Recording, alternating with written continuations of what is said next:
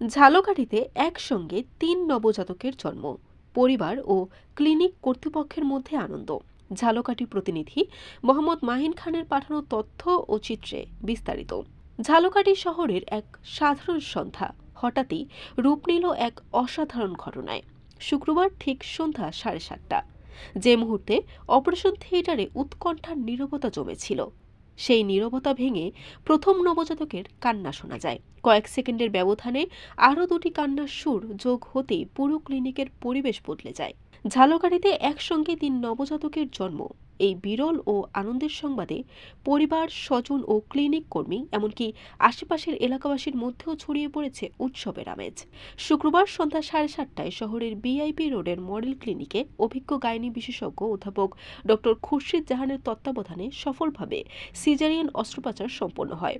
Clinic সূত্র জানায়, প্রসূতি মা এবং সদ্য জন্ম নেওয়া ৩ নবজাতক, 2টি কন্যা ও একটি পুত্র সন্তান সম্পূর্ণ সুস্থ হয়েছে। জন্মের পর শিশুদের ওজন, শ্বাস প্রশ্বাস, নড়াচড়া ও শারীরিক সবকিছুই স্বাভাবিক। 3টি নতুন প্রাণের প্রথম কান্নায় অপারেশন থিয়েটারের প্রতিটি কোণ আনন্দে ভরে ওঠে। নবজাতকদের বাবা ব্যবসায়ী মোহাম্মদ মাহবুবুর রহমান আবেগ আপ্লুত কণ্ঠে বলেন, একসঙ্গে 3 সন্তান, এটা আমাদের জীবনের সবচেয়ে বড় সুখ। আল্লাহ আমাদের এমন নিয়ামত দিয়েছেন। সবাই আমার সন্তানদের জন্য দোয়া করবেন।